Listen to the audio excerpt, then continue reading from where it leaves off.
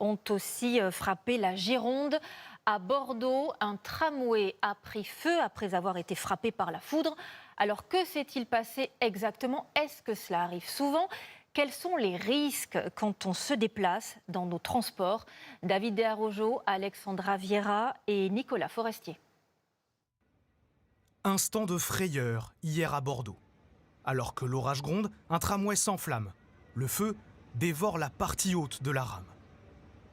On distingue alors des voyageurs, effrayés par l'impact, qui sont parvenus à s'enfuir pendant que le panache de fumée continue de se répandre. La foudre, difficile à distinguer sur ces images de vidéosurveillance, vient de frapper quelques secondes auparavant. Ce matin, le tram est toujours là, presque intact, en maintenance. Comment est-ce possible? Le responsable nous montre l'unique trace de cette scène impressionnante. À côté du pantographe, nous avons le paratonnerre qui est basculé sur le côté, puisqu'on a commencé les expertises. C'est ici que l'impact a eu lieu. Comment les passagers ont-ils pu sortir indemnes? C'est très impressionnant à entendre, mais qui est finalement beaucoup plus surprenant que dangereux. Nos trams sont équipés de parafoudres qui collectent la surtension pour pouvoir la ramener directement sur le rail en sauvegardant l'intégrité de la totalité du tram, des passagers et du conducteur. Ce n'est pas la première fois que l'on voit ce genre d'image.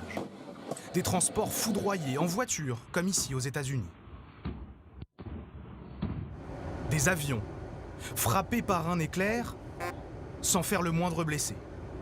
Ce n'est pas un miracle, c'est de la physique. On appelle ce concept la cage de Faraday. En clair, la foudre, c'est-à-dire des électrons en mouvement, frappe la structure métallique étanche aux champs électriques. Le tout est envoyé vers le sol, sans avoir jamais touché l'intérieur. Elle suit le chemin le plus pratique et le plus économique pour elle. Donc là où il y a le moins de résistance, c'est le parcours qu'elle va prendre.